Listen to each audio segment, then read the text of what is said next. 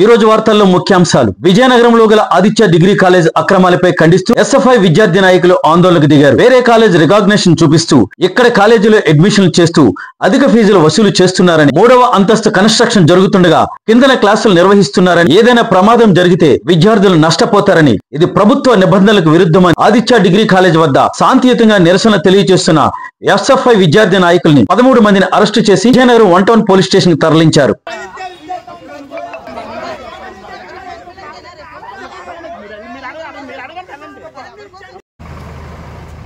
నా పేరు రాము, ఎస్ఎఫ్ఐ విజయనగరం జిల్లా అధ్యక్షుని. ఈరోజు ఆదిత్య ఉమెన్స్ కాలేజ్ ఎదుట ఎస్ఎఫ్ఐ ఆధ్వర్యంలో ధర్నా చేయడం జరుగుతూ ఉంది.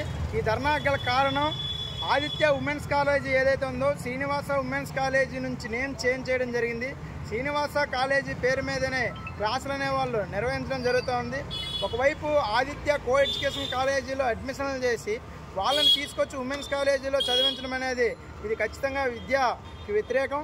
అదే కాకుండా ఈరోజు గవర్నమెంట్ అనేది ఆదిత్య విద్యా సంస్థలకి కొంత ఫీజు అనేది ప్రకటించడం జరిగింది. దానికంటే ₹1000 అధిక ఫీజులు అనేది ఆదిత్య విద్యా సంస్థలు వసూలు చేయడం జరుగుతుంది. రాష్ట్రంలో ఏ ఆదిత్య విద్యా సంస్థలో వచ్చినటువంటి ప్లేస్మెంట్స్ అయినా సరే ప్రతి జిల్లాలో ప్రతి స్థానికంగా ఉన్నటువంటి కళాశాలలో దాని పబ్లిసిటీ కింద యూజ్ చేసుకోవడం జరుగుతుంది. ఇది ఖచ్చితంగా ఏదైతే ఇతర విద్యార్థులు ఉన్నారో విద్యార్థులు ఇదే కాలేజీలో ఉన్నాయని చెప్పేసి నమ్మి మోసపోయి ఈ కాలేజీలో జాయిన్ అవుతూ ఉన్నారు. ₹1000 ఫీజులు వసూలు చేయడమే కాకుండా ఎటువంటి అనుమతులు లేకుండా కళాశాలలు అనేవి రన్ చేస్తూ ఉన్నారు. అనుమతులు చూపించండి అంటే జిరాక్స్ పేపర్లు చూపిస్తూ ఉన్నారు ప్రిన్సిపాల్స్ ఇక్కడ. అదేవిధంగా మనం చూస్తున్నాం ఆదిత్య ఉమెన్స్ కాలేజీలో పైన కన్స్ట్రక్షన్ జరుగుతుంది.